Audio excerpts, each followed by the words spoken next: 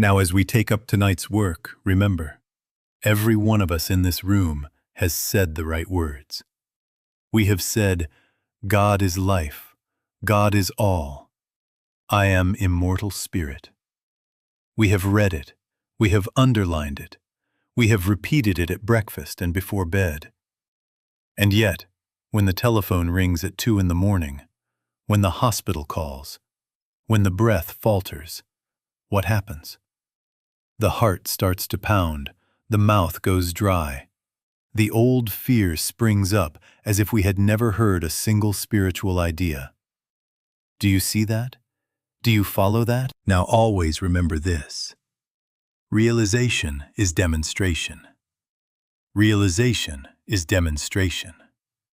You may frame those words and hang them over the bed, but until they become the living state of your consciousness, they remain a beautiful decoration. If with that statement there were realization, something would take place. Calm would come. Authority would be felt. Fear would dissolve. If nothing happens, it isn't that truth failed. It is that with that statement there was no realization, only talk. As far as I'm concerned, comforting talk that does not culminate in realization is a waste of time.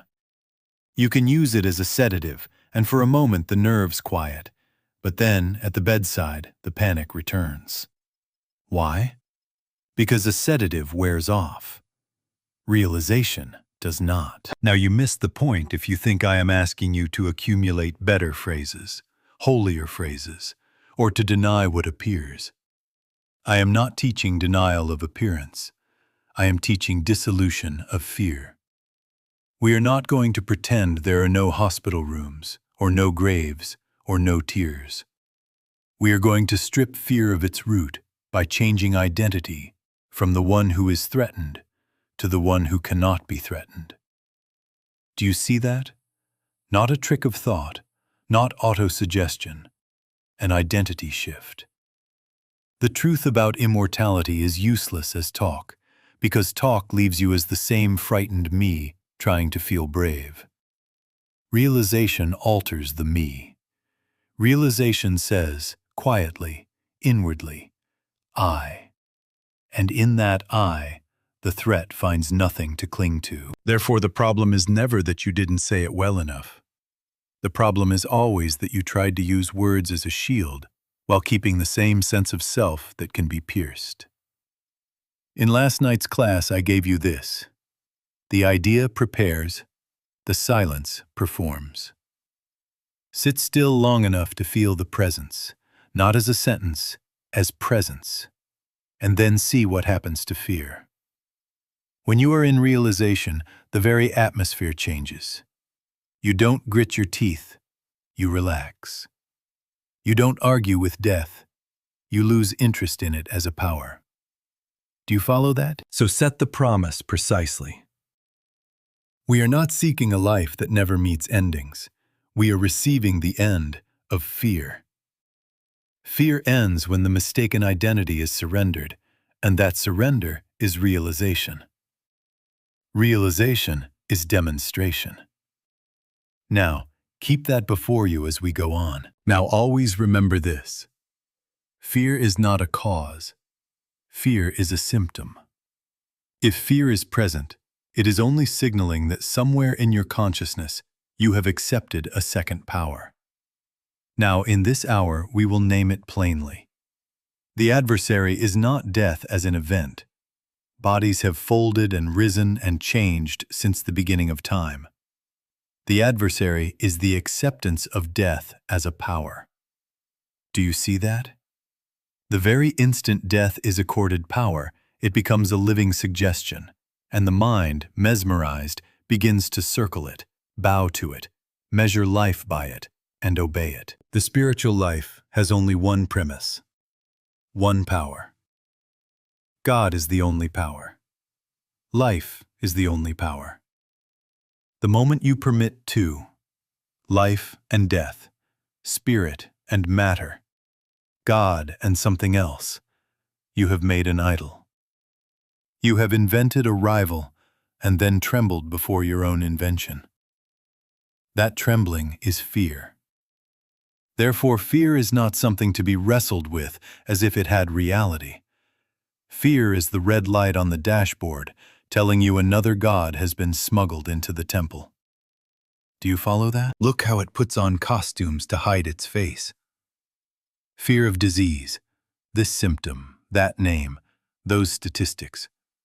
Fear of age, the calendar, the mirror, the birthday count. Fear of accident, stairs, highways, storms, machinery. Fear of loss, of a loved one, of employment, of reputation, of savings. Fear of war, fear of climate, fear of germs, fear of loneliness. Different costumes, one actor. And the actor is the belief, deeply cherished by the world, that there is a power opposite to life that can interrupt life and command your peace. You missed the point if you think you are being very spiritual because you are preparing for death by rehearsing grief and practicing stoicism.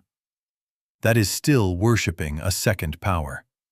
That is still bowing to the idol you carved last night in thought. Now a student says, "But isn't it practical to be realistic?" Realistic? As far as I'm concerned, calling unreality realistic is the root of your trouble. Jesus stood before Pilate and said, "Thou couldst have no power at all against me, except it were given thee from above." Do you hear that? No power at all, unless it be of God. Therefore, if death be a power, it must be of God, and if it be not of God, it is not a power. Choose the premise on which you will live. If you choose two powers, you will have fear, and you will have it in every department, because two powers do not stay in one corner.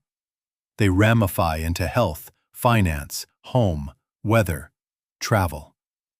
If you choose one power, fear loses its oxygen. It cannot breathe in that atmosphere. Do not argue with the particulars. Don't begin with the tumor, the birthday, the headline.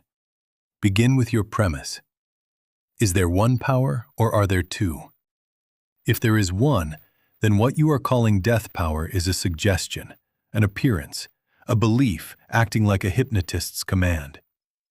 Recognize this, and you have diagnosed correctly. The cure will come as we refuse the premise of two and return to the realized consciousness of one. Realization is demonstration. And fear? It will show itself to have been only the echo of a lie. Do you see that? Now, if you have followed me this far, the next question rises of itself. If there is only one power, and we do sincerely love God, why does fear still sweep in? Because you are not standing apart from a private enemy. You are walking through a world dream that repeats itself every hour. What you are feeling in those moments is not your personal truth. It is universal mesmerism. It is in the air like humidity, on the page like ink, in the conversation at dinner, in the waiting room with charts and Latin names, in the calendar with black-rimmed anniversaries. Do you see that? You did not invent it, and you are not to blame for encountering it. The issue is only whether you consent to it as power. Paul called it the carnal mind, enmity against God. Now always remember this: the carnal or mortal mind is not mind and is not power. It is a universal belief that has been accepted as power. When a belief is accepted as power, it acts as power to the one accepting it. But it is never power. If it were power, it would be of God, and if it is not of God, it cannot be power. Do you follow that? This is where even the faithful get hypnotized. We attend church, we pray, we read, and still the world's suggestion marches in formation. Headlines shouting mortality, medical language giving dignity to fear with carefully measured syllables, family narratives repeating the same story every year when grandfather went, the hush around certain birthdays, as if a toll gate were up the road and payment would be exacted. This is mesmerism. It is suggestion. It is not law. Therefore, you need not fight yourself. You need not accuse yourself of weakness or of insufficient devotion. You missed the point if you think, I must be a poor student because I felt panic. No. For a moment you consented to the world's suggestion. That is all. Withdraw consent and watch how quickly its force evaporates.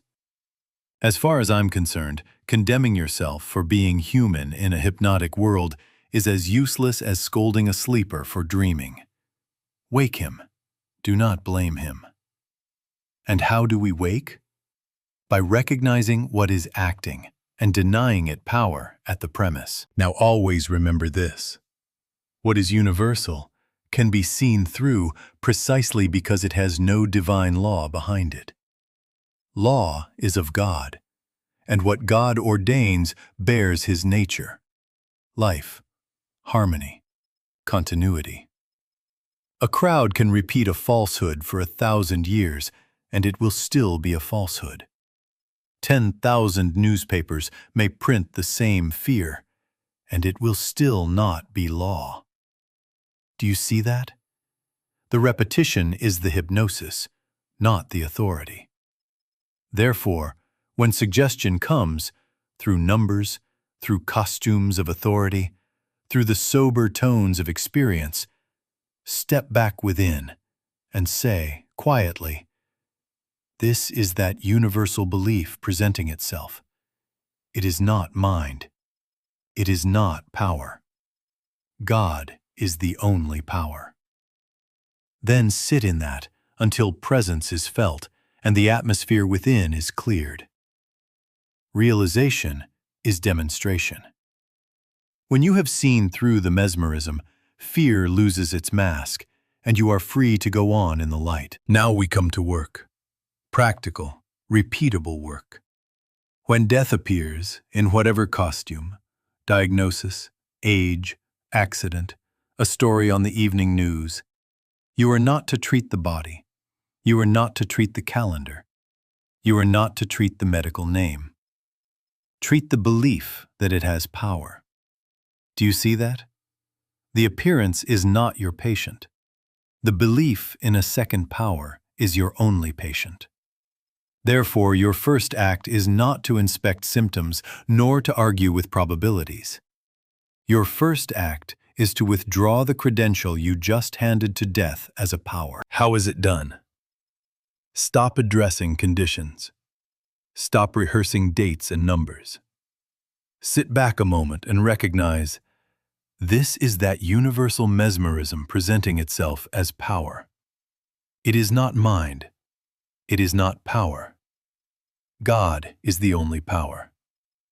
And then wait until you feel the inward shift, the presence felt, the atmosphere cleared. Realization is demonstration. If you set about affirming 30 better sentences for longer life, as far as I'm concerned, that's a waste of time, because you are still trying to manipulate appearances while leaving intact the very premise that frightens you, that something other than God can act upon you. Don't do it. Do you follow that? Now always remember this. The target is precise. You treat the belief that matter can extinguish life, the belief that time can end being, not the symptom, not the number of candles, not the frightening word. You miss the point if you go to war with death as if it were a rival to be defeated. We are not fighting death. We are refusing to endow it with authority over identity. Identity is I. I am that I am. Life is the only fact of life.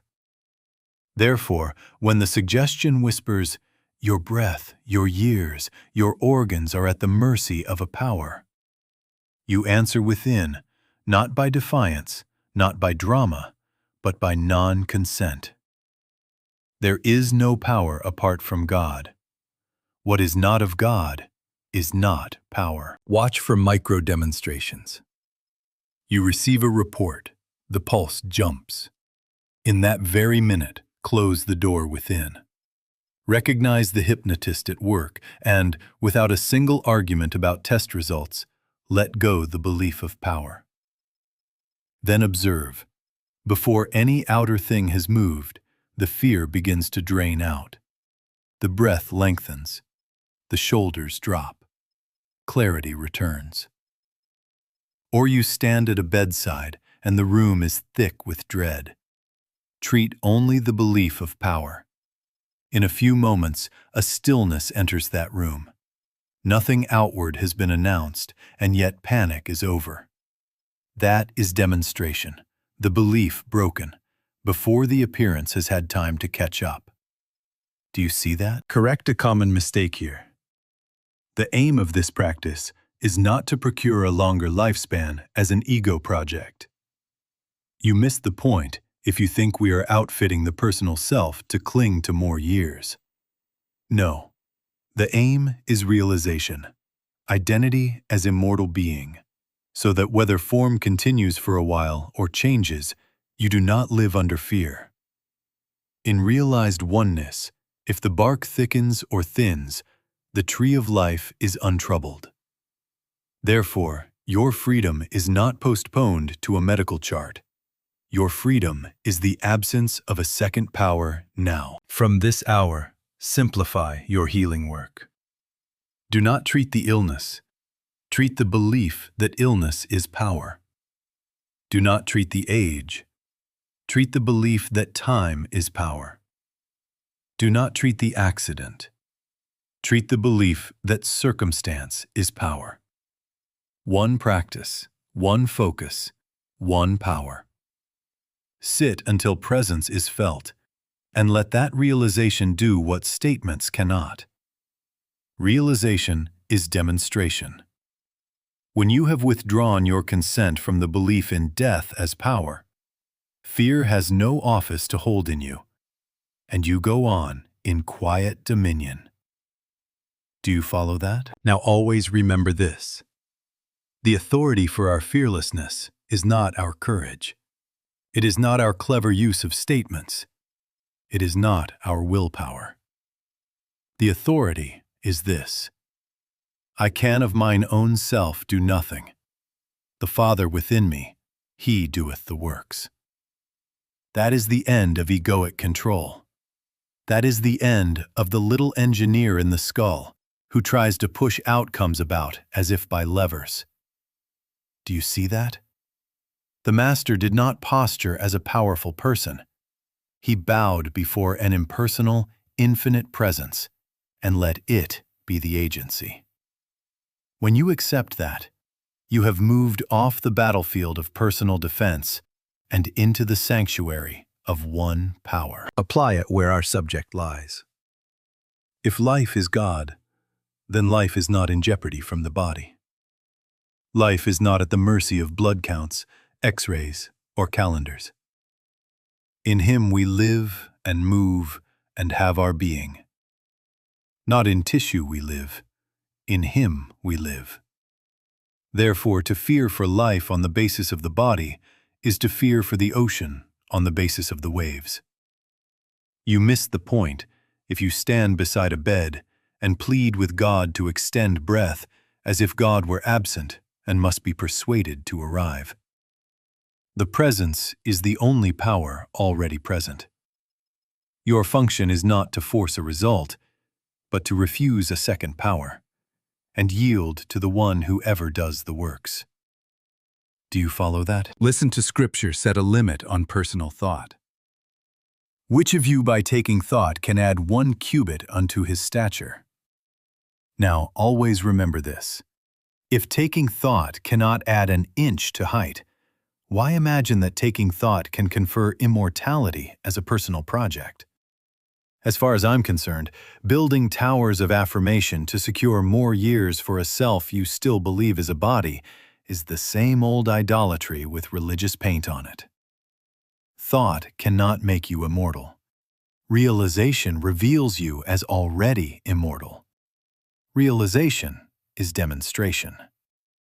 The Father within, the life that is God, is the only agency by which fear is dissolved and harmony appears. Therefore, when the suggestion of death causation comes, you do not think harder. You relinquish the claim to be cause. Quietly, inwardly, you acknowledge, I can of mine own self do nothing. Then, Father within, thou art the only presence, the only power. And then you wait, not passively, but receptively, until that presence is felt. In that instant, authority enters the room. The atmosphere shifts, not because your mind exerted force, but because you stopped interposing a second power and let the one be what it is. Thou couldst have no power at all against me, except it were given thee from above. Do you see that? When you stand there, you are not begging a far-off deity. You are witnessing the fact that any supposed power opposed to life has no authorization, no law, no substance. Now always remember this as we go forward. Scripture is not recitation. It is a doorway. You do not collect verses. You enter them. I can of mine own self do nothing is not humility theater. It is the opening through which the realized presence performs what statements cannot. Sit with it until it becomes felt, and you will know why fear ends. Not because you grew brave, but because agency returned to where it belongs. The Father within, who doeth the works. Do you follow that? Now let me give you an illustration you can carry into the kitchen, into the car, into the hospital corridor. Go out in winter and look at a tree. It appears lifeless. The bark is gray. The limbs are stiff. The wind passes through a tangle of what looks like death. Then wait. Spring arrives, and without your thought, without your speeches, the buds swell. The sap moves. Green breaks open where yesterday there was only the silhouette of bone. Do you see that? Therefore, what you saw in winter was not the truth about the tree. It was the truth about the bark. The life of the tree was never in the bark. The life of the tree was never in the outer appearance. The life was in visible continuity, present in January as surely as in May, unseen, unfailing, and unthreatened by the season's face. Translate this and bring it home. Your body is the bark. Your body is the instrument through which life appears. Life is not in the body. Life is not in tissue. Life is not in the calendar. Life is not in numbers. Life is in visible continuity. Now always remember this. We have been trained to reverse this, to bow down to organs, to breath, to heartbeat as if they were gods. That is the hypnotism. A stethoscope hears rhythm. It does not hear life. A breath test measures exchange. It does not measure being. You missed the point if you believe that the presence we have been speaking of sits inside a pump of flesh and can be shut off by a calendar or a mishap. No. Presence is life, and it uses form. It is not used up by form. Do you follow that? Consider your own continuity. Hair has come and gone.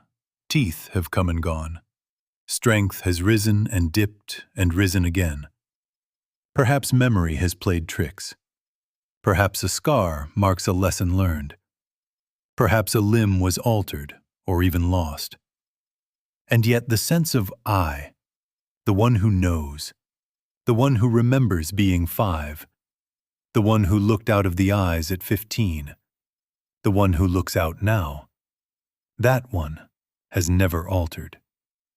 Faces have changed in the mirror. I has not.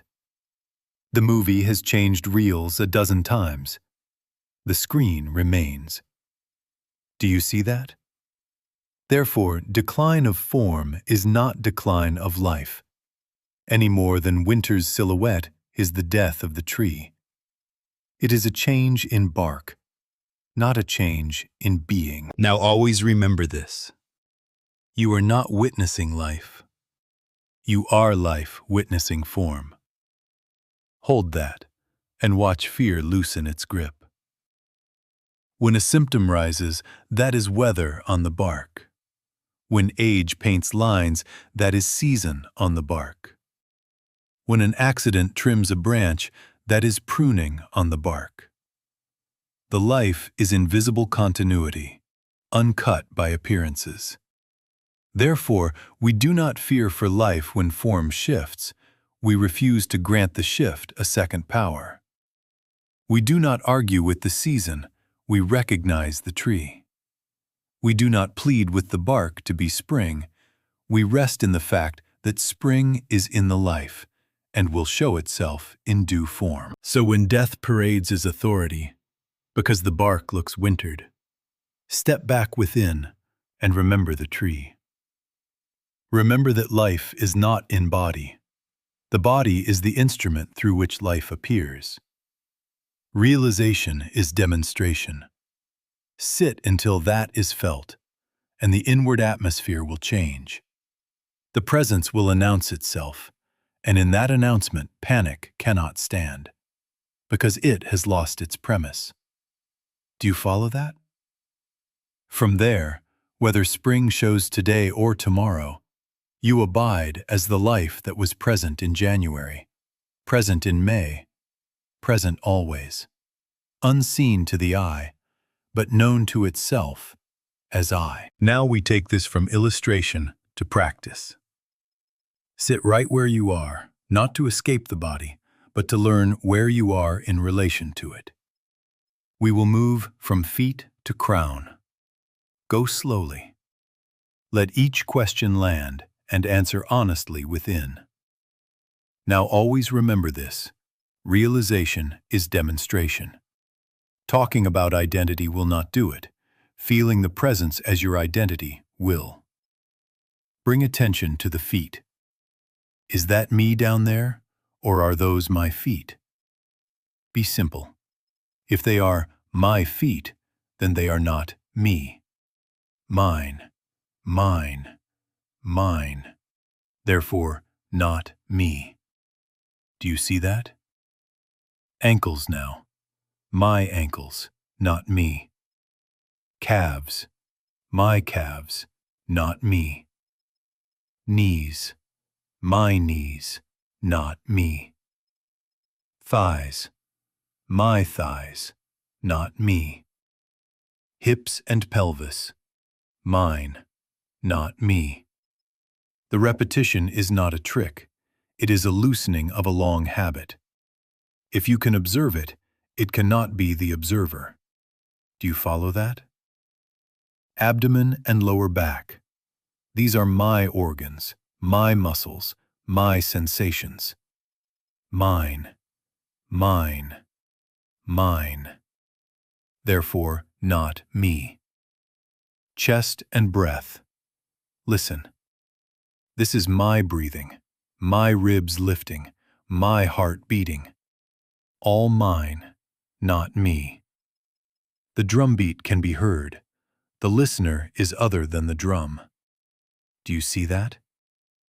Spine, my spine. Shoulders, my shoulders.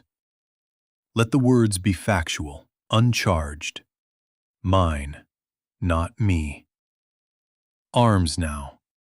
Upper arms, forearms. My arms. Wrists, my wrists. Hands. Are these me or my hands? My hands. Fingers, knuckles, nails. The small ache or the ease. Mine. Mine. Mine. Therefore, not me. Throat. The passage of voice. The swallow. My throat. The voice that comes and goes is my voice. The I that knows it is not the sound. Do you follow that? Face, jaw, my jaw. Tongue, my tongue. Teeth, my teeth. Lips, my lips. Nose, my nose. Cheeks, my cheeks. Eyes, are these me or my eyes? My eyes. Eyelids, moisture, the play of light. Mine, mine, mine. Therefore, not me. Ears, my hearing. Even the field of sound arises to me. It is not I. Scalp, my scalp. Hair, my hair. Now the head within. Brain, listen carefully. My brain. Sensations in the head, mine. Thoughts passing, my thoughts. Pictures, memories, worries, my thoughts. If you can observe a thought, it cannot be the observer. Do you see that? Emotions stirring in the chest or belly. My feelings, not me. The one who witnesses is not the wave that breaks. Mine, mine, mine. Therefore, not me. Pause here and notice what remains when everything observed is recognized as mine. Not a vacancy, not a dissociation, but a clear, quiet I that knows. Presence, aware of body, aware of breath, aware of thought, yet not contained by any. Now always remember this. We are not abandoning the body. We are releasing it from the burden of being me. The instrument is honored more truly when it is known as instrument. Life wears it. Life is not inside it like a prisoner. As far as I'm concerned, spacing out is a waste of time. This is not escape. It is exact identification. Stay a moment as this witnessing I. Feet are mine. Breath is mine. Thought is mine. Therefore, not me.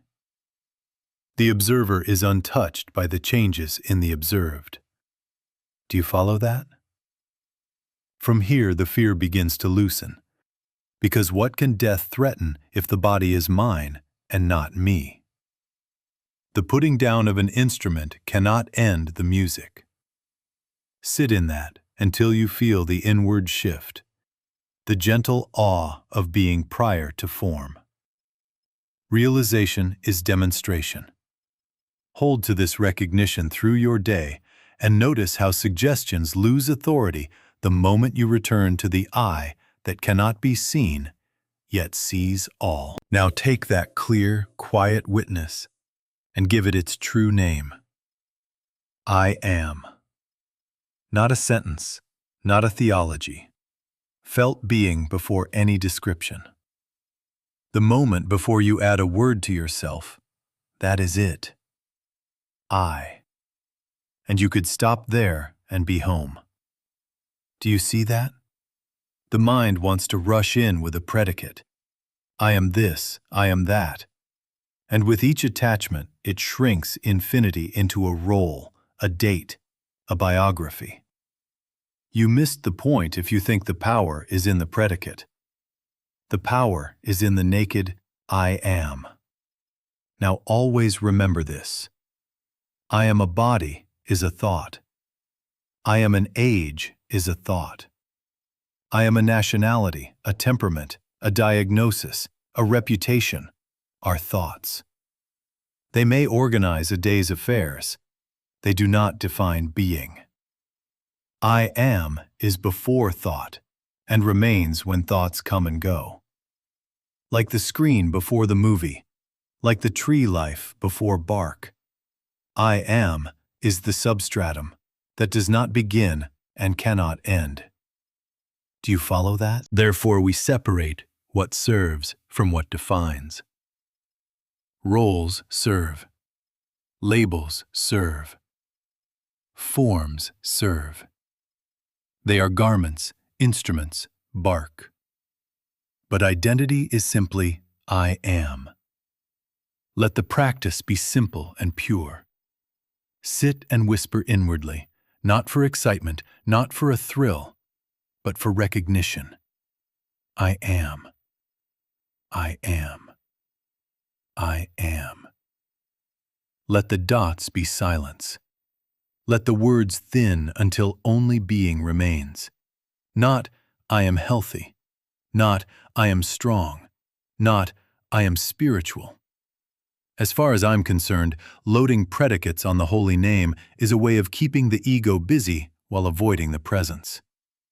Be content with I am until the room within grows still and the sense of boundary softens. Realization is demonstration. Now always remember this thought in its exactness. Death cannot happen to I am. Death can only happen to a concept, to a picture in thought of body as self. Bodies appear and alter and disappear the way waves rise and fall. Garments wear and are folded. Bark winters and springs. But I am, the life that knows itself, does not appear and does not disappear. Before Abraham was, I am. Do you see that? When fear comes, it is only the mind mistaking the garment for the wearer, the instrument for the music, the bark for the tree. Return to I am and watch how quickly authority recenters and panic loses its premise. Guard this from fantasy. We are not trying to make a body immortal by affirmation. We are not painting old bark green with positive words. We are discovering that being is immortal, and that body is its servant, never its source. If the servant changes, the master remains. If the instrument is set down, the music remains. Therefore, fear ends, not because you have ensured an outcome in time, but because you have recognized your identity as that which time cannot touch. Hold to this name through your day. I am in the kitchen. I am at the bedside. I am on the roadway. I am in the night watch. Not a chant to convince, but a doorway to realization. Realization is demonstration. In that realization, the two-power belief has no place to stand, and the I that you are meets every appearance, even the word death, without panic, because the name by which you know yourself cannot die. Do you follow that? Now we bring it to the place where talk is tested. The hospital room at 2 a.m. The hospice bed when the monitor clicks. The sudden phone call that drops the floor out from under you. This is where appearances shout and theory collapses. Now always remember this. Fearlessness at death is not hardness. It is the calm that comes when death is no longer power. Do you see that? If you attempt to be brave by locking your jaw and pinching back tears, you missed the point. As far as I'm concerned, that is theater. Stability is not produced by suppression. Stability is the fruit of realization. God as the only power. I am as the only life present. So here is your step. First, pause. One breath. Don't rush to the chart or the clock or the relative's eyes to measure what to feel. Turn within. Second, withdraw the credential you just handed to appearance. Quietly, consciously. This is that universal suggestion presenting itself as power. It is not mind. It is not power. God is the only power. Third, return to identity. I am. I am. Let the name draw you back from the surface to the center. Fourth, speak inwardly and simply. Father, reveal thyself as life. And then, wait. Do you follow that? Not with clenched will, not with mental argument. Wait until the presence is felt. Realization is demonstration. What actually changes at the bedside? The atmosphere changes. The panic that was eating the oxygen out of the room has no premise, and it drains away. Breathing evens, yours and often theirs. The hurried, frightened movements quiet. Nothing outward may have been announced, and yet the dominion of one power has entered. I can of mine own self do nothing. The Father within me, He doeth the works. Your function is not to fight an enemy. Your function is to refuse a second power and bear witness to the one already present. Do you see that? Now about grief. Grief may move through the heart like weather, and that is not a sin. Tears can come, love can ache. But terror is something else. Terror is the sign that death has been treated as power. Let grief be love in motion. Do not let terror rule as an idol. When realization is present, tears are not panic. They are tenderness without despair. You missed the point if you imagine holiness equals numbness. No. Fearlessness is the stillness that knows, thou couldst have no power at all against me, except it were given thee from above. Do not preach at a bed. Do not force statements on a frightened mind. Sit, touch a hand if that is natural, and inwardly acknowledge, I am as the only life here, appearing as this person, appearing as you, one life. Let the presence go before your words. If words are needed, let them be few and true. Life is here. We are held. Then back into silence. Wait until the felt assurance rises of itself. Realization is demonstration. And if the moment of passing comes, do not accuse yourself. The music is not ended because the instrument is set down. Now always remember this. Identity has not moved an inch. When death is no longer power in you, the moment is met without panic, with a reverent calm that is neither denial nor collapse, but the quiet certainty that I am cannot die. Do you follow that? Now we train under extremity. It is one thing to feel the quiet in a room you can arrange. It is another when the car slides on black ice, when a diagnosis is read in a steady voice, when the siren breaks the night, when headlines shout war and the word bomb lights the screen, when a germ is drawn in color to frighten a continent, when the sky turns green and the wind takes the roof. Do you see that? These are the moments when theology, if it is only talk, collapses. Therefore, we bring the question to its spine. If God is the only power, what power are these? Now always remember this. You have only one devil to overcome, the belief that any of this is power. Not the skid, not the number on a chart, not the rumor of war or the whisper of germs. The belief that they are power is the only adversary. Treat that. Withdraw your credential. This is that universal mesmerism presenting itself as power. It is not mind. It is not power. God is the only power. Then stand there until presence is felt. Realization is demonstration. When the premise breaks, the panic breaks with it. Do you follow that? Let me escalate it as high as your imagination will take it. A courtroom with a verdict against you. A forest of bayonets. a laboratory with vials, a whole circus full of wild lions, a weather map covered in red. What power are these? If their cause is not God, they are not power. If their law is not God, they are not law. If their life is not God, they are not life. Nothing. Nothing. Nothing. Do you see that? This is not nihilism. This is worship rightly ordered. We are not denying appearances as if foolishness were faith.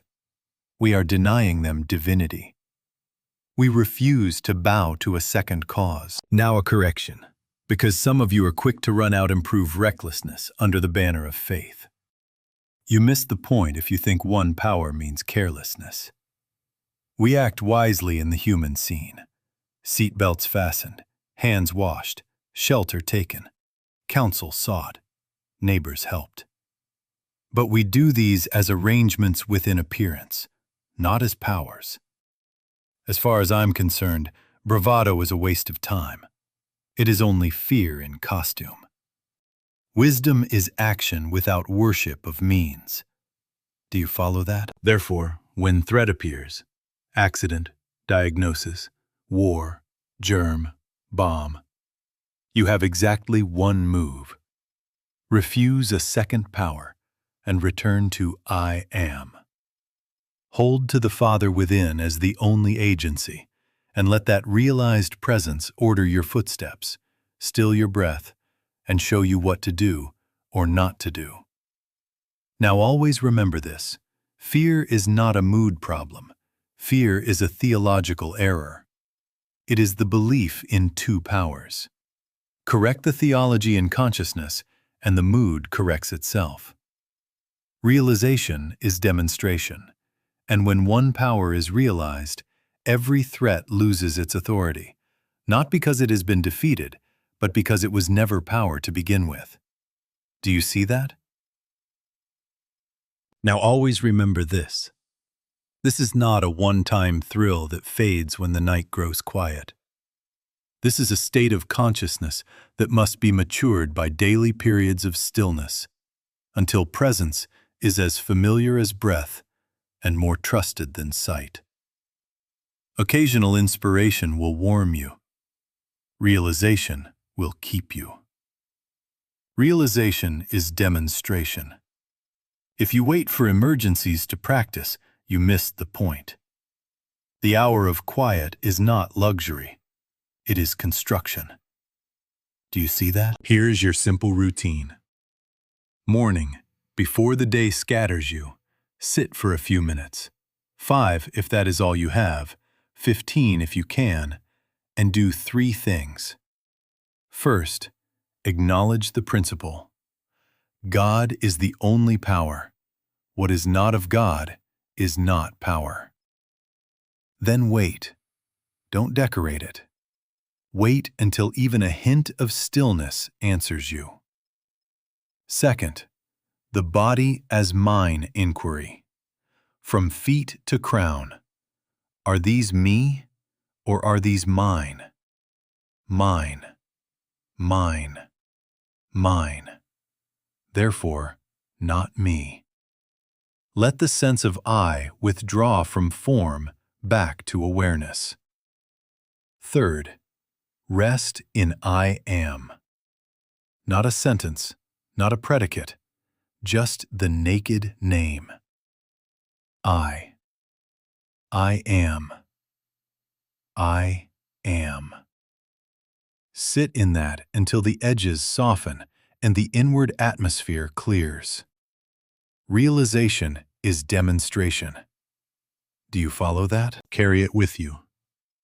Set small pauses through the day, not long retreats, but holy seconds. Before you answer the phone, before you open the headline, while the kettle heats, at the red light. One breath, withdraw the credential you were about to hand to circumstances. Feel for the presence. Remember, I am. When irritation rises or fear flickers, treat it on the spot. not the traffic, not the rumor, not the symptom. Treat the belief that it is power. One breath, one power. Do you see that? Now a warning, because I know the habit out there. If you imagine that reading 10 more pages or collecting a dozen quotations will substitute for realization, as far as I'm concerned, that's a waste of time. You missed the point. Words are scaffolding. Presence builds the house. Read to turn within, not to stack ideas. Sit until the name is felt. Sit until the doctrine becomes presence. Then get up and take out the trash, attend the meeting, wash the dish, with I am softly known in the midst. Realization is demonstration. What happens over weeks and months? Less fear. It doesn't leap as quickly. It doesn't shout as loudly.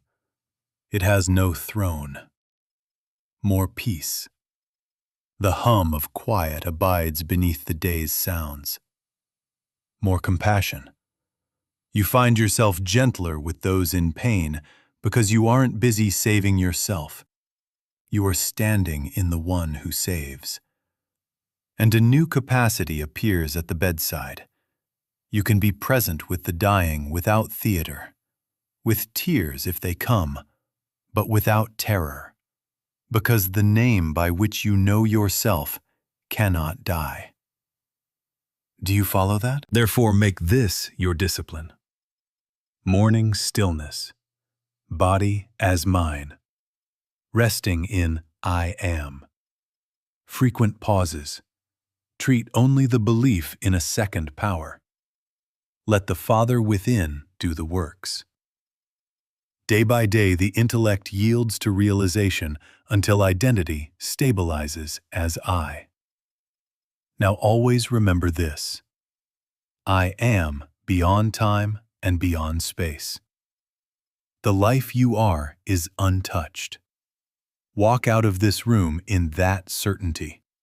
Carry it into your kitchen and your night watch, and let fear find no office in you because there is no second power to authorize it. Realization is demonstration. Thank you. Until tomorrow night.